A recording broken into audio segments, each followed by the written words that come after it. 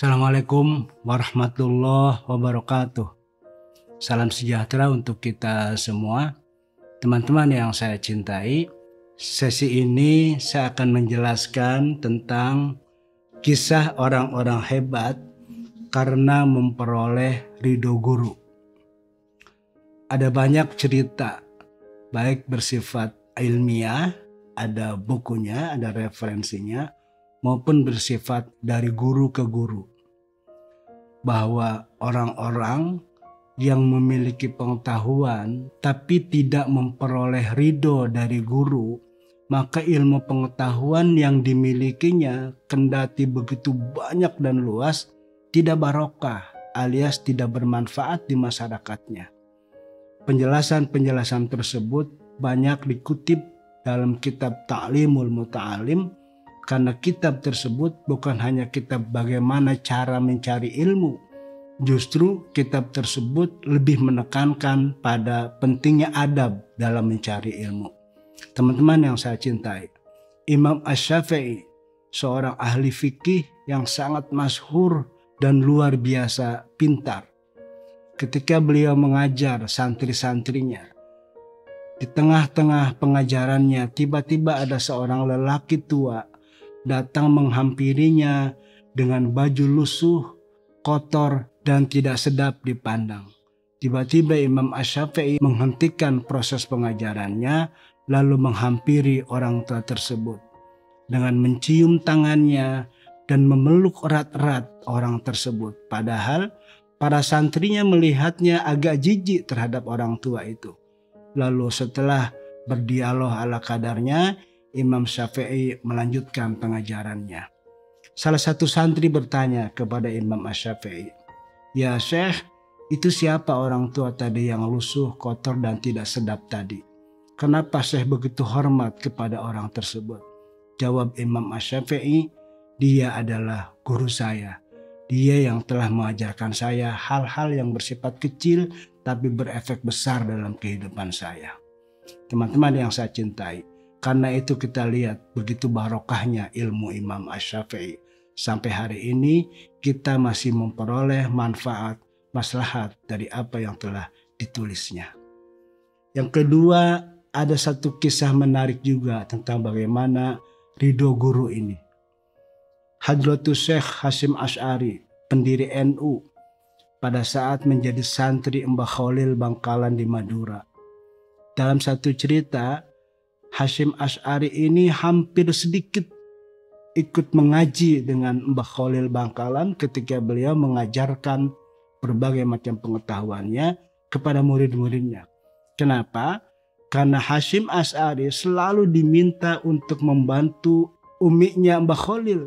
Ketika Mbah Khalil Bangkalan mengadakan pengajian, Ki Hasyim ingin mengikuti pengajian itu, tapi tiba-tiba dipanggil oleh uminya untuk mengambilkan air, untuk mengambilkan kayu bakar. Dan Ki Hasyim cepat-cepat dia melaksanakan perintah uminya itu agar dia bisa ikut mengaji dengan Mbah Khalil. Tetapi ketika dia datang ke majelis Mbah Khalil segera menutup pengajiannya karena sudah selesai. Tapi apa yang terjadi berikutnya adalah justru para santri Mbah Khalil yang begitu banyak itu, justru yang paling hebat adalah Hadratus Syekh Hasyim Asy'ari yang justru susah sekali mengikuti pengajian dengan Mbah Khalil.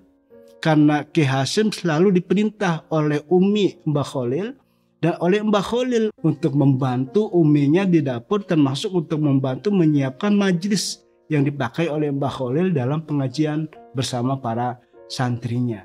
Kenapa itu terjadi? Karena Ki Hasyim justru memperoleh ridho guru yang lebih besar daripada santri-santrinya yang lain. Teman-teman yang saya cintai, cerita leluri lain terjadi pada Syekh Nawawi Al-Bantani. Kita tahu Syekh Nawawi seorang ulama besar. Di Banten, Syekh Nawawi itu punya majelis. Setiap minggu melakukan pengajian dan banyak sekali santrinya yang mengikuti pengajian bersama Syekh Nawawi Al-Bantani. Ada salah satu orang namanya Bajang. Bajang itu tugasnya lagi-lagi hanya membuat kopi, membuat teh, membersihkan majelis, dan membantu Umi Syekh Nawawi di dapur.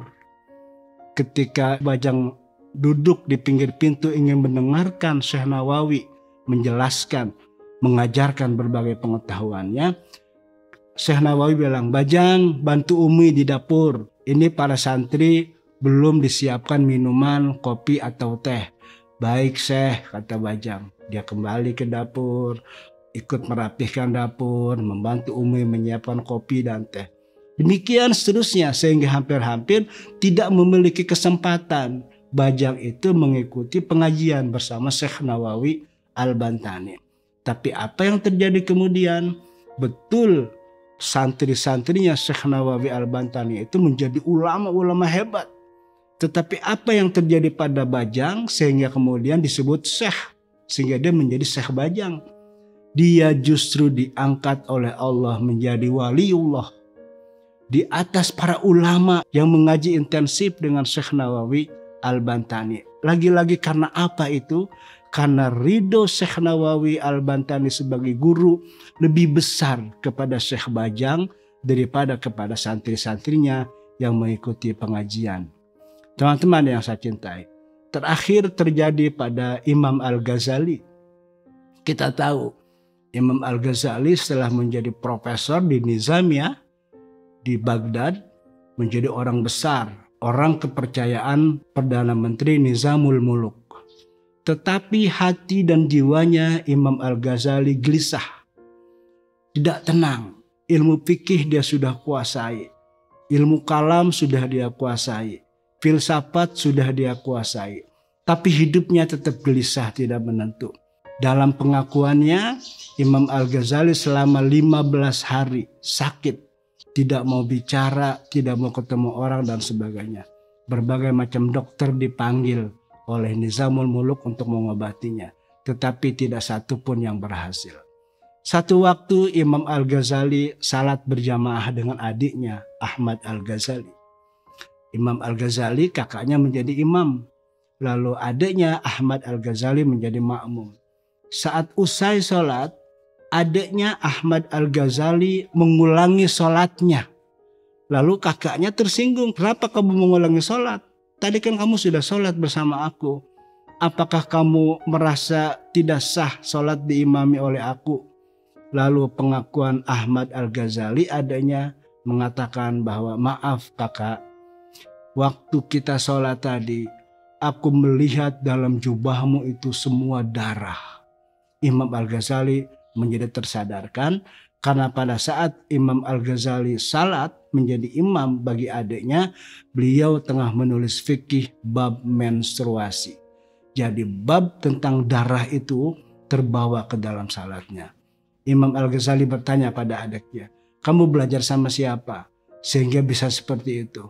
Akhirnya adiknya Ahmad Al-Ghazali mengajak kakaknya untuk menemui gurunya. Ketika sampai Imam Al-Ghazali kepada guru adiknya, guru Ahmad Al-Ghazali, gurunya cuma mengatakan, "Apa yang kamu inginkan?" "Aku ingin belajar supaya hatiku lebih tenang, supaya jiwaku lebih tentram." Gurunya tidak langsung memberikan pelajaran, tapi meminta kepada Imam Al-Ghazali untuk membersihkan sampah-sampah yang ada di sekitar rumahnya. Al-Ghazali orang besar. Lalu dia berpikir, apa ini aku lakukan apa tidak? Tapi dalam hatinya, demi ridho guru, aku harus melakukan apa yang menjadi perintah guruku ini. Maka Al-Ghazali membersihkan semua sampah-sampah yang ada di sekitar rumah gurunya itu. Setelah selesai, Al-Ghazali lapor kepada syekhnya, "Syekh, sudah aku lakukan sesuai perintahmu. Sampah-sampah di sekitarmu sudah aku bersihkan." "Oh baik," kata gurunya. "Satu lagi yang harus kamu bersihkan. Itu di sebelah kiri rumahku ada banyak kotoran hewan, bahkan kotoran manusia. Kamu harus membersihkan kotoran itu dengan tanganmu, tidak boleh menggunakan alat apapun." Al-Ghazali merenung, hampir-hampir menolak perintah gurunya itu. Tapi dia ingat lagi-lagi, ini aku lakukan demi ridho guru. Maka Al-Ghazali melakukan apa yang diperintahkan oleh gurunya. dia membersihkan dengan tangannya sendiri kotoran-kotoran yang ada di pinggir rumah gurunya tersebut. Setelah selesai, Al-Ghazali menghadap syekhnya. Kata Al-Ghazali, "Ya Syekh, sudah aku lakukan apa yang kau perintahkan. Baik, kalau begitu tugasmu selesai, silahkan kamu pulang." Al-Ghazali tidak diberi pelajaran yang bersifat verbal sedikit pun. Tapi Al-Ghazali hanya diberi pelajaran bagaimana membersihkan sampah dan membersihkan kotoran. Karena Al-Ghazali melakukan itu dengan sungguh-sungguh dan tulus, maka Al-Ghazali memperoleh ridho dari gurunya. Dan di kemudian hari Al-Ghazali memperoleh satu manfaat yang luar biasa. Pada saat perintah pertama membersihkan sampah, seolah-olah Al-Ghazali sedang membersihkan aspek fisiknya. Ibadat yang bersifat syariahnya harus dibenarkan. Yang kedua, ketika Al-Ghazali diminta untuk membersihkan kotoran dengan tangannya sendiri, Al-Ghazali hakikatnya sedang diperintahkan oleh gurunya untuk membersihkan hatinya. Sehingga dua dimensi tadi, dimensi fisik yaitu fikih dan dimensi hati atau jiwa yaitu tasawuf, diperoleh secara sempurna oleh Imam Al-Ghazali. Karena itu atas ridho itu Al-Ghazali menjadi Al-Ghazali seperti yang kita kenal sekarang. Teman-teman yang saya cintai, disinilah pentingnya ridho guru. Karena itu satu kutipan menarik dari Ta'limul Muta'alim, "I'lam bi anna talibal ilmi la yanalul ilma wa la yantafi'u bihi illa bi ta'zimil ilmi wa ahlihi wa ta'zimil ustazi wa tauqidihi." Ketahuilah, kata Syekh Jarnuji dalam kitab Ta'limul Muta'alim, sesungguhnya para pencari ilmu itu tidak akan memperoleh ilmu dan tidak akan memperoleh manfaat dari ilmu tersebut kecuali dia memuliakan ilmu tersebut dan menghargai guru yang mengajarkan ilmu tersebut.